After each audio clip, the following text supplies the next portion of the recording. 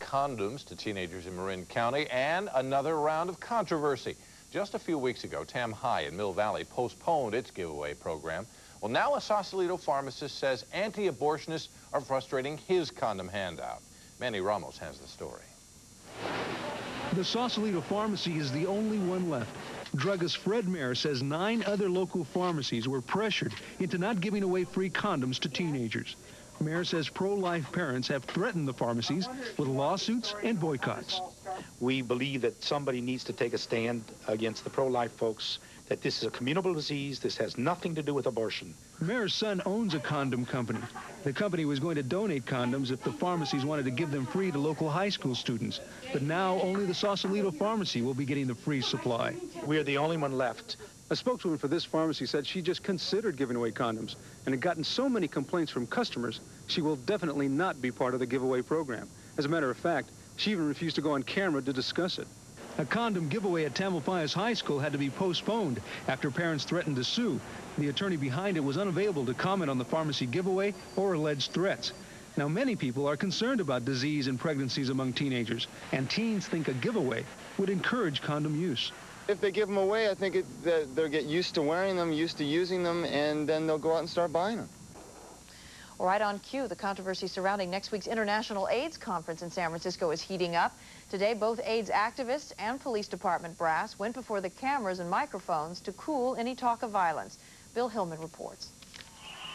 Confrontations between AIDS activists and police are nothing new. This violence took place in the Castro district last October, with demonstrators accusing police of serious overreaction then, and rumors now spreading that activists will throw AIDS-contaminated blood on police next week. ACT UP San Francisco and ACT NOW flatly deny all rumors that AIDS activists coming to San Francisco intend to throw HIV-positive blood at police or anyone else.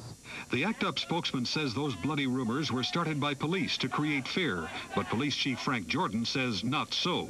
This whole thing apparently is a total baseless rumor. Whoever came up with it is that we have seen no substance fact behind it, and I'm personally I feel very upset in many ways because of the way it has come out. Jordan says extraordinary efforts have been made to train officers for handling the demonstrations expected next week, and he is also upset by remarks made by an officer during an appearance on Channel 20, where he was interviewed by KOFY reporter Stephanie Frederick. So what will he do? I'm not going to tell you I'd take my gun out and shoot him, but I'm not going to tell you I wouldn't. Off camera, Jordan admitted he was outraged by the officer's remark. All this sets the stage for the AIDS conference next week. In the past, these AIDS conferences have generated a lot of anger and hostility. The International Conference on AIDS will run from June 20th through 24th. The chief of police is estimating protection and crowd control could cost San Francisco $500,000 or more.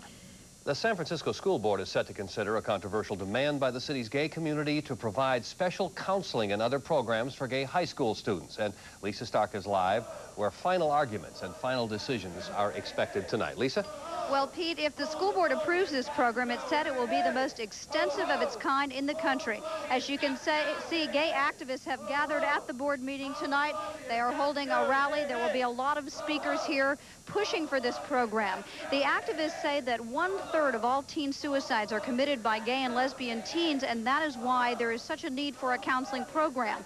Opponents worry that something like this may promote homosexuality, and in fact, at one point, the superintendent even seemed to voice those concerns, but now he is on board supporting a program. He has requested a resource and drop-in center, a helpline for gay and lesbian teens, and he had also said that parents will be notified before any issues of sexuality are discussed in the classroom. Now, this program is modeled on a Los Angeles program called Project 10, which has already been in existence for 6 years. Even so, this is a controversial decision here tonight, a final decision expected after months of debate, and we'll have a full report tonight at 11. Thank you, Lisa. From one city to a global situation, 20 million people worldwide are likely to be infected with AIDS by the year 2000. That's the prediction today from the World Health Organization.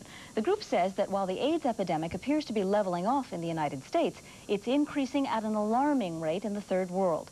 Today, 66% of HIV-infected people come from third world nations. That will increase to 80% by the turn of the century. And by the year 2010, a staggering 90% of cases will be in developing nations. The experts say here at home, but especially overseas as well, there are 2 steps that will do much to curb the epidemic: better screening of blood products and more widespread use of condoms. An ad designed to reach young gays, and it depicts a half-naked young man in bed. The ad was supposed to be displayed at Muni bus terminals, and that has touched off a controversy. The issue went before the Public Utilities Commission today, and Channel 7's Laura Marquez is in the newsroom now with the latest on the story. Laura? Well, the new ad, sponsored by the San Francisco AIDS Foundation, is part of an outreach program designed to target young gay males. Now, the AIDS Foundation is concerned that this group is not practicing safe sex and is at risk of contracting the HIV virus. Now, this is the second ad to run at Muni bus stops, but the first ad never went before the Public Utilities Commission. This ad, already up at Muni bus stops, caused some controversy, but has been up for a month without incident. It's this new ad that's causing the current problems. Muni questioned the appropriateness of the ad and asked the Public Utilities. This is a topic that's on everyone's mind, and it seems really to be dividing the country.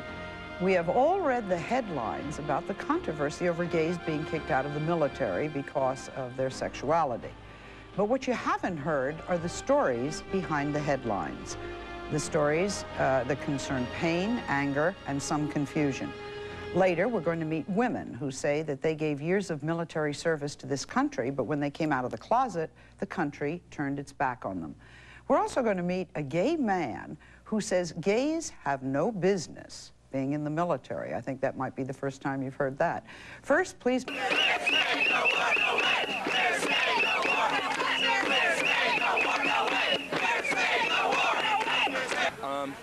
What's going on here today? It's going to be a protest on stop the war and bring the troops home. That's what it's all about. I could say to fight Bush's fascist imperialistic state, but I've kind of given up hope that our presence is actually even being noticed. So I'm here because I just can't sit at home out of rage and to be with my brothers and sisters. As a queer person, how do you feel about this war? I feel the same way about queers who want to get in the Army as I feel about queers in police uniforms arresting us on the streets. I think that they must hate themselves.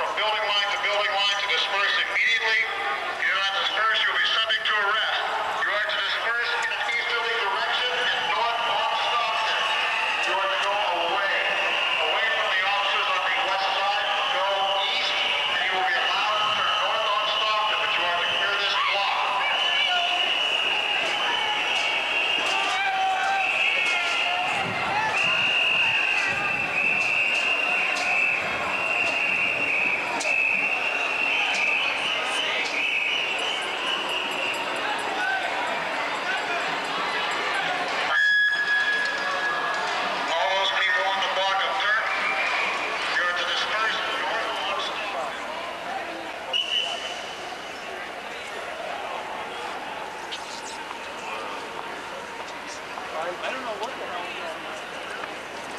JC, come on, okay. Where's Ray One Stove? I don't know, he's like disappearing in